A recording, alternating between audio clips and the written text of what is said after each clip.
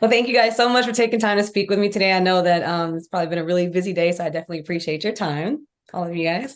So I'll jump right into it. With 2023 being almost over, and this is literally still one of the top five movies that came out all year. How does it feel to be associated with such a massive hit? Even from the beginning, it was great to be able to, for me, come back to Guardians of the Galaxy, because I did the first one with James, and so coming back to do the final chapter was very interesting, and also seeing the reception that the movie had, with the audience, and how they connected with some of the work that all of us here have done for the film was very exciting. We knew we had something special, and we really worked really hard for it to be good, and for our visual effects to really help the story as much as they could. And seeing how people reacted to the characters we've done, or the environments that we've shown, or the crazy wonder that guy worked at Wet On, and all the stuff they've done was super gratifying for us. Yeah, no, awesome. And were there any key differences for any of you guys? Questions for anyone? Were there any key differences from the visuals for this one in regards to how things have been over the years from the first one and the second one? Yeah, you worked on the second, right? Yeah, I mean, it's all predicated by James's vision, right? So he has a very unique style, which is one of the things that sets him apart. And it's really fun to work on his films because he has this very vivid style. I wouldn't say there's differences. The story is obviously different than the previous two installments, but the similarities are the rich color palette, one of the funnest things about working on a Guardians film is that you have these absolutely absurd characterizations of characters, a tree, a raccoon, all these different kind of characters in your film.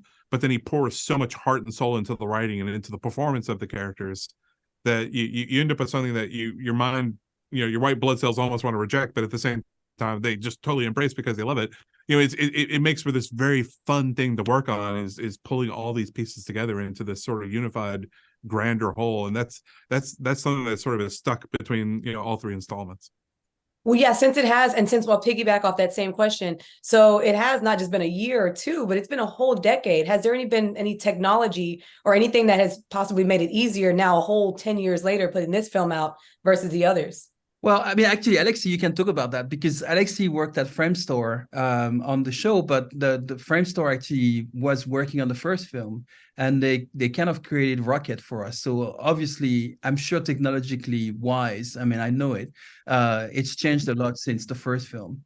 Yeah, no, I think technology has evolved massively, and it continue to evolve every day. So you have to keep trying to use the latest technologies, the better renderers that will make the physically plausible renderer even more real. And so we have to adapt all our set of tools. But at the end, the technology is evolving, yes, and it probably allows us to be doing even bigger shots, maybe making them even more photoreal, and making even more shots. But I do think at the end, what really matters is the hundreds of artists all around the world working with these tools. At the end, a pen is a pen, and you can have the smartest pen. At the end, it's the artist that counts. So I think I think the Guardians movie are so wonderful and so great because all the artists around the world at Weta, at Sony, everywhere at ALM, they all love working on this movie. They are passionate about it, so they are going to give the extra piece of love that especially Guardians of the Galaxy with all this CG creature needs to do a great movie. And then one of my favorite scenes in particular, I'm a huge Beastie Boys fan. So to see the fight sequence set to No Sleep Till Brooklyn was great. Are there any like behind the scenes like stories about filming that? Because that had to be crazy having half them actually be cast members and then having like Brood and Raccoon just not really be there, but they are there in the scene. So can you guys talk to me a little bit about filming that particular sequence? I mean, in terms of filming, I mean, it just took us like 3 days, but it took months to kind of design that with Wayne Daglish, who is our stunt choreographer for this sequence, and then all his team. But it was it took a little bit of figuring it out, because it's so complicated, especially when, as you said, half of the people in the room were not even there. So we We had people in their gray suits, you know, mimicking the crusties, as we used to call it, the crustacean kind of robots, and they all looked a little bit ridiculous doing their dance as we were shooting.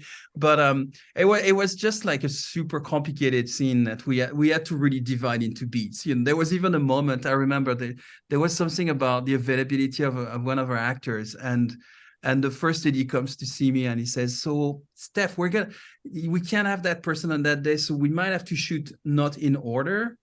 Okay. And I was like, "This is not gonna happen. We're not gonna not be able. If we don't shoot it in order, we're never gonna be able to do this shot." So it was an interesting process, but everybody was on it. You know, we had all the actors all the time, all the stunt doubles all the time, so we can switch and change for every different shot, you know. We're going to use the actor for this, so let's do that. And then the stunt double would come for the next take. And then it was really, really a collaborative effort in terms of shooting it. And then it all went to Guy, and these guys worked on it for, a year almost. A whole year? Oh, yeah. You want to go about it, the Guy? Yeah. I'll go real quick. The one thing I'd say, I mean, there's a lot of choreography and playing that goes into the front of it and shooting it. And then there's a lot of, you know, equal amount of work that goes into the post side of things to make sure that it all comes together in a sort of seamless kind of way. There's so much to talk about that, you know, I'm just going to touch on one little point. Mike Cousins and the animation team came up with this metronome system where they sort of set a beat to the whole thing so that as the song is going, they're laying laser blasts, gunshots, punches, everything is sort of timed to the music. Not so obviously so that it feels like a dance, but so that the whole thing just sort of flows beautifully in the mind, and as you're watching it you can keep up with it because it all kind of behind the scenes in your brain it's making sense. And it took a lot of effort by the animation team to sort of figure all that stuff out. That's so funny you mentioned that, because I was wondering why I love that scene so much. And License to Ill is my favorite album of all time, so I know that song the back of my hand. Like, it's not my generation, but I'm such a massive, like, that I literally was like ear to ear smiling because of the song choice. So the sequence just made it 10 times better, but it's probably because of what you just said. Everything was probably to the beat that I probably was noticing that and pretty much loving that. So that's really cool to hear that. I didn't know that, but that's really awesome. Yeah, and just to add to what Guy was saying, is that when we shot it, we were playing the music as well. So all the camera moves done by our DP, who was actually also operating the camera, Henry Bram, it was moving in rhythm. It was looking at it from shooting it. It was the actors were doing their stunts and everything, and you could see Henry moving around them. It was like a ballet that they were doing together. You know, it was really cool to see that, and the rhythm of the music was embedded in the way we shot it as well. So it was throughout, you know, how we shot it, how we edited it, how these guys did their animation on top and everything. It was always to the rhythm of the song, and that paid off really well in the end. That's cool. That's really good to hear. Well, this is one of my other favorite questions. And Theo, since you've been so quiet, I'm gonna go to you. Rocket and Floor were some of the audience's favorite characters, right? Like, everyone loved that. Like, you get on Twitter and that's what everyone was just so like emotionally attached to. Can you talk to me about how those characters were created and any fun stories with those two? I can direct you to Alexis. Yeah, Theo was in charge of more like the orgoscope, right? Okay. But yes. I agree with you. I found this is the first time I've ever, you know, when you're working on the films, you get early screenings of them, and I remember going and screening it, and I've never cried at a Marvel film before, especially in an early edit, you know. And then you see it again, and it happened again, and I was like, well, okay, this is definitely something special. But I'll let Alexis keep going on that. Hi, Alexis. No, I think so your question is particularly about Floor, the rabbit. Is that one of your favorite character? Yes, their bond between Raccoon and Rabbit was just so, like, Rocket was just, I mean, yes, we all love Rocket, but like, to bring a brand new character for the first time in the installment is kind of like, it was just, we all kind of just fell for their relationship and their dynamic really, really quickly. No, I think Floor was a really complex creature, but weirdly enough, out of the three friends, Lila Tiff's and Fleur. Fleur maybe is the one that came first and looked the first to be looking really, really great. There was this great already sketches where you see the rabbit with this mechanical leg. And so then we looked at hundreds of pictures of rabbits, obviously, to try to see what kind of, are the ears down, are the ears up, and what kind of rabbit it is, and what kind of color. Is it fully white? The red eye, is it how much red? And to design this implant on his mouse, what exactly it looks like and what is it made of. Like these guys probably would have weird piece of old technologies that would put together. It wouldn't be sleek like an iPhone product or an Apple product. It would be made of all of this rough piece of technology. So we wanted to bring that. And then there was a question, is Fleur able to speak? Or is it just through a device, through a speakerphone, and it's just through his brain?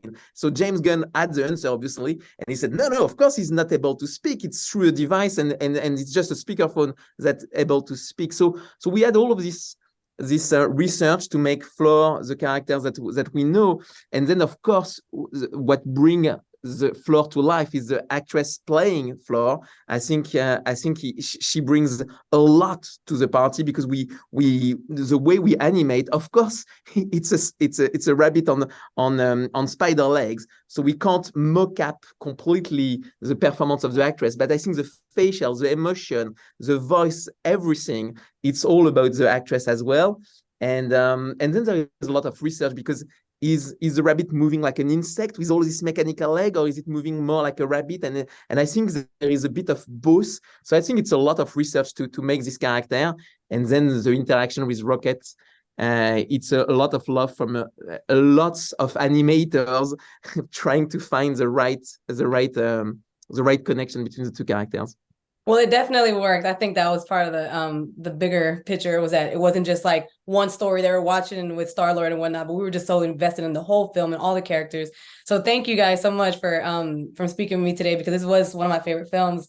I'm actually really excited to speak with you guys about it. So thank you so much. It was amazing. So